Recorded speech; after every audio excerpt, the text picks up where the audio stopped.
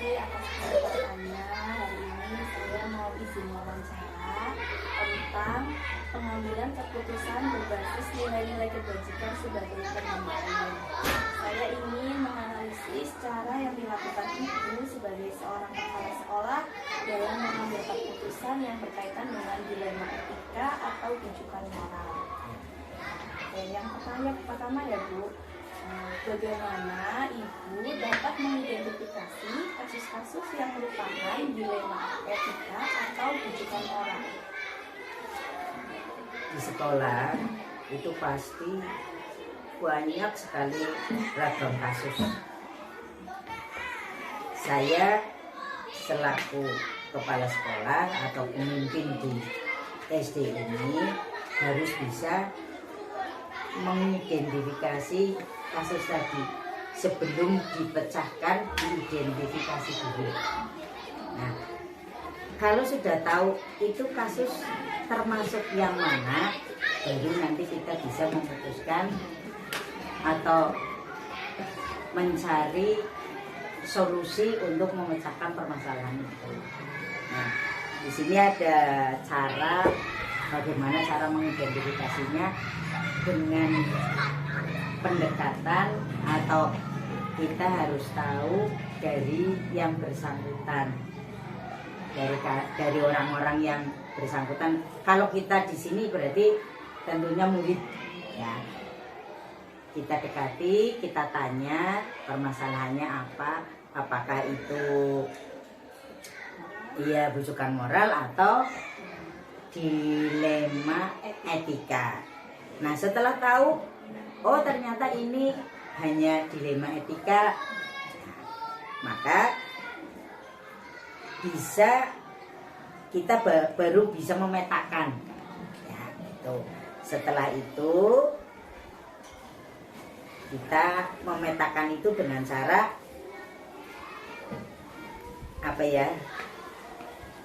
membuat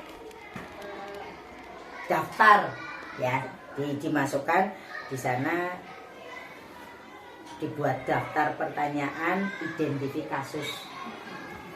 Kemudian setelah itu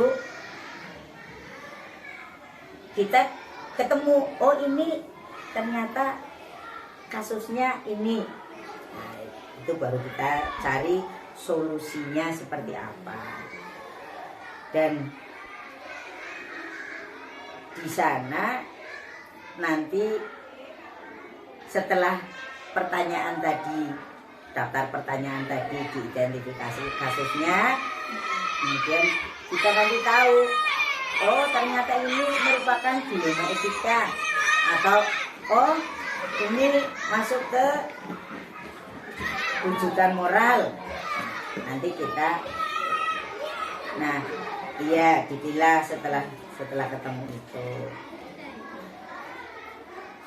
Sudah, jika kasus yang diidentifikasi lolos dari syarat-syarat tersebut, maka dipastikan itu adalah kasus dilema etika. Dan sebaliknya, jika syarat-syarat di atas tidak dipenuhi, maka itu adalah kasus rujukan moral. Berarti teridentifikasi, ya, itu kasusnya. Itu cara mengidentifikasinya seperti itu.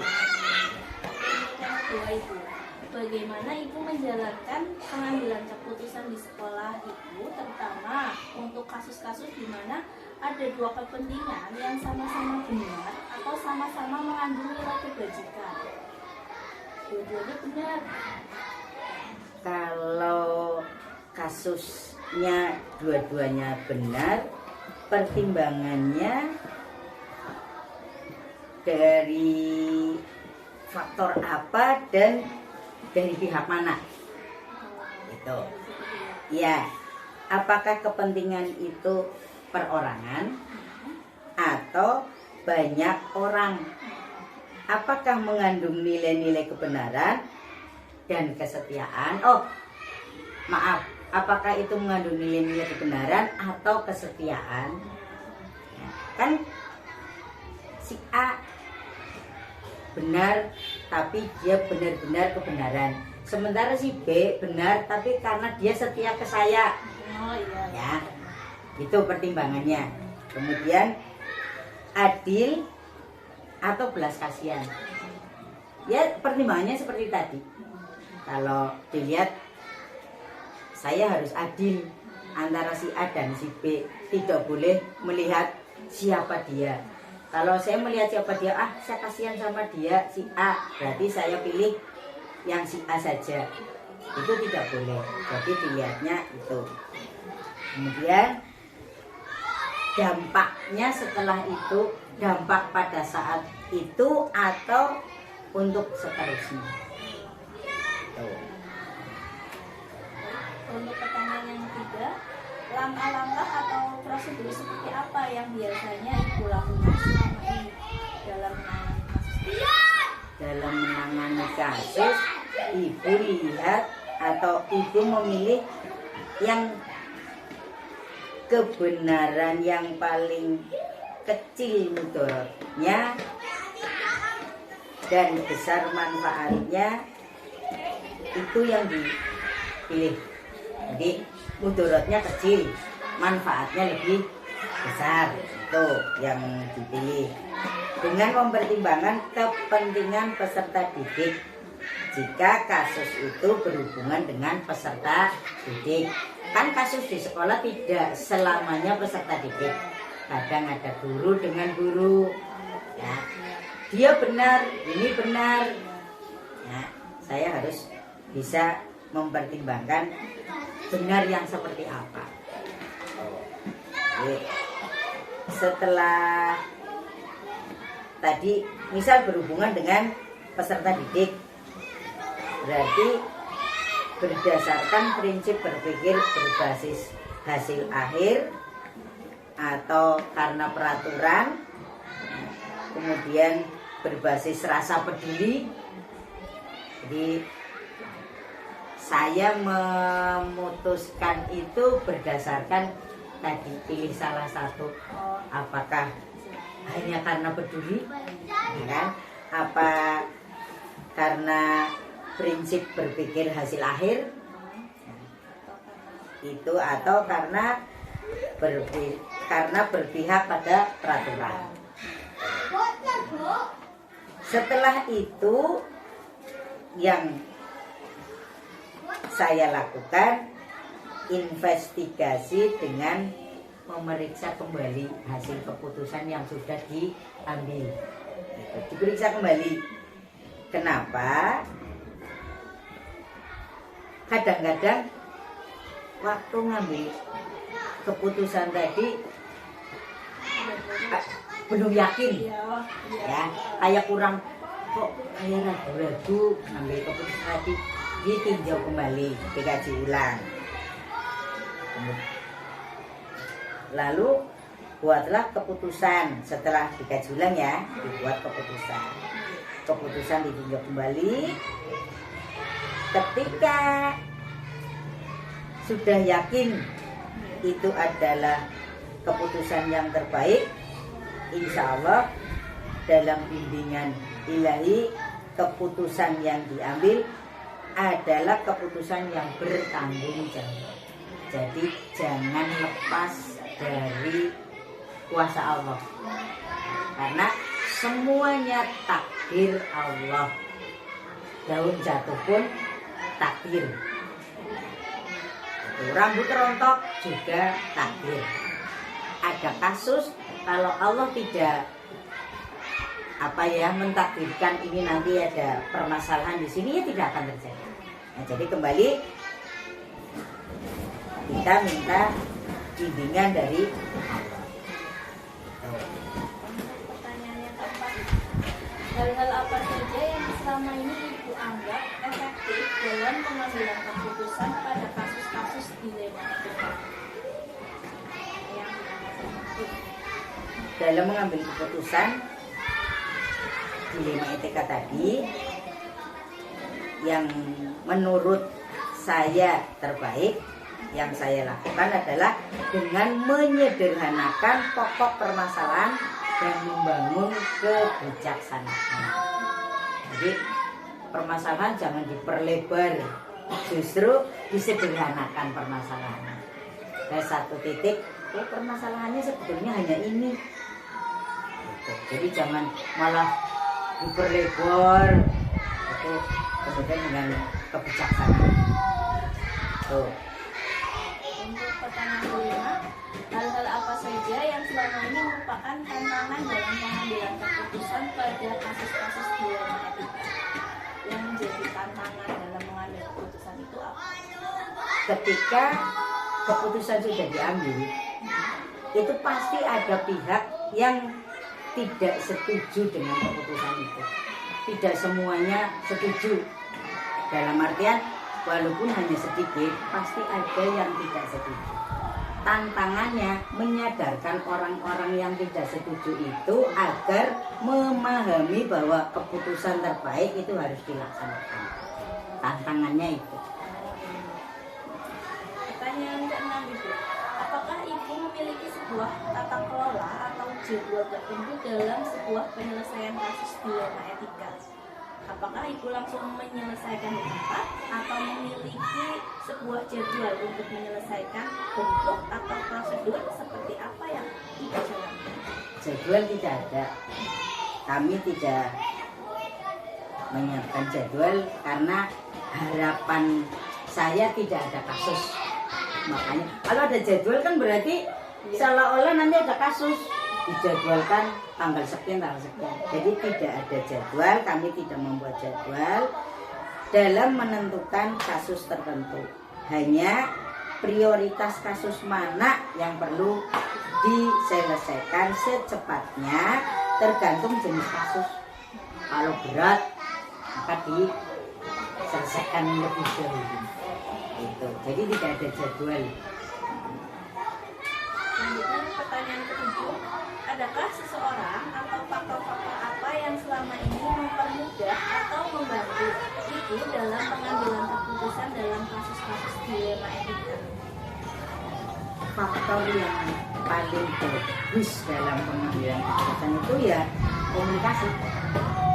Komunikasi yang baik dengan semua warga sekolah, kemudian pengelolaan emosi dan pemahaman tentang teori pengambilan keputusan. Jadi saya harus paham teori pengambilan keputusan. Jadi tidak asal wah ini berarti harus seperti ini, tapi dikomunikasikan dulu dengan warga sekolah. Kalau itu kasusnya karena saya kepala sekolah ya tentunya kasus di sekolah ya yang diselesaikan. Jadi komunikasi yang baik intinya dalam pengambilan keputusan. Untuk pertanyaan ke-8, dari semua hal yang telah disampaikan, pembelajaran apa yang dapat dipetik dari pengalaman Ibu mengambil keputusan dilema etika? Pelajarannya dalam mengambil sebuah keputusan, maka mengidentifikasi jenis kasus harus bisa dilakukan lebih awal dengan melakukan pengujian, lalu lakukan pengujian benar, lawan benar untuk dapat menentukan paradigma apa yang akan kita pilih sehingga keputusan bisa diambil sesuai dengan prinsip yang tidak merugikan siswa. Gitu. Ibu, terima kasih untuk wawancara hari ini. Semoga saya bisa banyak belajar dari Ibu cara mengambil keputusan, bagaimana mengambil keputusan yang berbasis nilai-nilai kebajikan. Ya, semoga bisa bermanfaat untuk ke depan.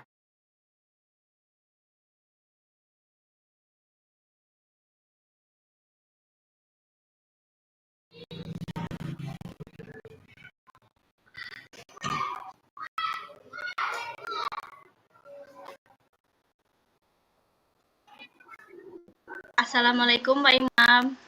Waalaikumsalam Bu Win. Terima kasih untuk kesempatannya Pak. Hari ini saya izin untuk wawancara tentang pengambilan keputusan berbasis nilai-nilai kebajikan sebagai pemimpin. Ya silakan Mbak. Nggih. Tujuan wawancara ini adalah saya ingin menganalisis cara yang dilakukan Bapak sebagai seorang pemimpin dalam mengambil sebuah keputusan yang berkaitan dengan dilema etika atau wujukan moral. Langsung saja nih Pak. Oke, dipersilakan Bu Win. Selama ini bagaimana Bapak dapat mengidentifikasi kasus-kasus yang merupakan dilema etika atau wujukan moral, Pak? Saya itu Bu ya, kasus dilema etika biasanya cenderung muncul karena adanya kepentingan yang tidak sama Bu. Jadi di antara unsur-unsur yang ada di sekolah misalnya, saya dalam menyikapi hal tersebut akan melakukan klarifikasi dan tentunya konfirmasi juga terhadap pihak-pihak yang berkepentingan untuk diminta keterangan atau pendapat terhadap apa yang menjadi permasalahan, sehingga nanti asumsinya bahwa permasalahan pasti akan bisa diselesaikan ya hanya dengan komunikasi dan koordinasi. Kemudian akan diputuskan dengan mempertimbangkan ya Bu ya, jadi meminimalisir potensi negatif sehingga keputusan nanti yang akan saya putuskan ya jadi mempunyai potensi positif dari keputusan saya. Mungkin begitu Bu. Oke. Baik Pak, untuk pertanyaan yang kedua, bagaimana Bapak menjalankan pengambilan keputusan di sekolah Bapak, terutama untuk kasus-kasus di mana ada dua kepentingan yang sama-sama benar atau sama-sama mengandung nilai kebajikan? Nah ini Mbak yang mungkin ya Bu ya, cukup dilema juga ya Bu ya kalau sama-sama benar ya. Jadi saya dalam hal ini pengambilan keputusannya terkait dengan hal tersebut ya Bu ya. Yang saya lakukan dengan pendekatan komunikasi dan koordinasi. Ya karena bagaimanapun pemimpin itu hanya menentukan dan mengambil satu keputusan ya. Akan tetapi referensi dan indikator serta pertimbangan-pertimbangan dalam pengambilan keputusan nanti itu tentunya ada pada unsur di dalam organisasi yaitu stakeholder internal jika berkenaan dengan hal-hal yang internal. Mungkin seperti itu. Oke Pak. Oke. Baik, pertanyaan yang ketiga, langkah-langkah atau prosedur seperti apa yang biasanya Bapak lakukan selama ini?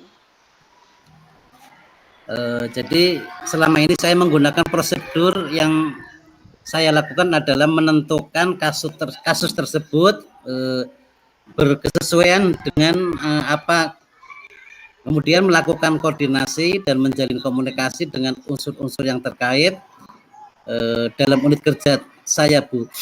Kemudian meminta pandangan-pandangan dari unsur yang ada yang nantinya akan menjadi dasar dan pertimbangan pengambilan keputusan saya. Oke. Baik Pak, untuk pertanyaan yang keempat, hal-hal apa saja yang selama ini Bapak anggap efektif dalam pengambilan keputusan pada kasus-kasus dilema etika? Hal-hal yang menjadi landasan keputusan saya itu Mbak, yang pertama adalah hal-hal yang efektif dalam pengambilan keputusan adalah senantiasa menjalin dan menjaga keberpihakan melalui kebersamaan dan komunikasi dengan unsur pimpinan, terutama yang dapat memperkaya referensi kita dalam memutuskan kasus yang dilema itu. Oke Pak. Untuk pertanyaan kelima, hal-hal apa saja yang selama ini merupakan tantangan dalam pengambilan keputusan pada kasus-kasus dilema etika?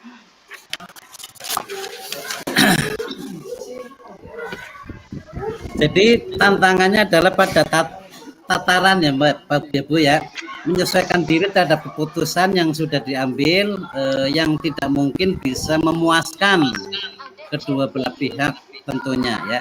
Akan tetapi paling tidak dapat meminimalisir kekecewaan karena proses pengambilan keputusan sudah saya lakukan atau mungkin dilakukan dengan melibatkan unsur-unsur yang relevan yang ada di sekolah. Oke, baik. Untuk pertanyaan keenam, apakah Bapak memiliki sebuah tata kelola atau jadwal tertentu dalam sebuah penyelesaian kasus dilema etika? Apakah Bapak langsung menyelesaikan di tempat atau memiliki sebuah jadwal untuk menyelesaikannya? Bentuk atau prosedur seperti apa yang Bapak jalankan selama ini? Tentunya gini Bu, untuk jadwal tertentu misalnya Bu ya, tidak ada, jadi jadwal tertentu tidak ada, akan tetapi substansi dan urgensi sangat diperhatikan di dalam menyelesaikan permasalahan tersebut. Karena penyelesaian atau permasalahan semakin cepat, maka akan semakin baik dalam rangka menjaga harmonisasi dalam lingkungan kerja, khususnya di sekolah saya Bu. Oke, untuk pertanyaan ke-7, adakah seseorang atau faktor-faktor apa yang selama ini mempermudah atau membantu Bapak dalam pengambilan keputusan dalam kasus-kasus dilema etika?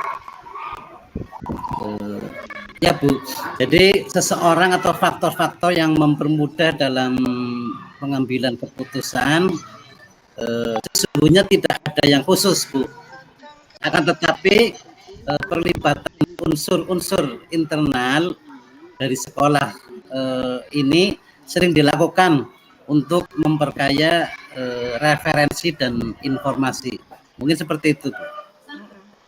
Oke Pak, untuk pertanyaan yang terakhir ya Pak, dari semua hal yang telah disampaikan, pembelajaran apa yang dapat Bapak petik dari pengalaman Bapak mengambil keputusan dilema etika? Yang pertama ya Bu, yaitu yang jelas memahami konteks permasalahan ya Bu ya, itu yang pertama. Kemudian yang kedua tentunya koordinasi dan komunikasi sangat penting ya, karena selain untuk menjaga harmonisasi atau yang harmonis ya di lingkungan saya bekerja, juga untuk tentunya untuk memperbanyak referensi Bu. Seperti itu. Terima kasih Pak untuk wawancaranya hari ini, untuk waktunya hari ini. Semoga saya bisa mengambil pelajaran dari apa yang Bapak sudah terapkan dalam menangani kasus dilema etika. Ya Bu. Ya, Pak. Wassalamualaikum warahmatullahi wabarakatuh. Waalaikumsalam warahmatullahi wabarakatuh.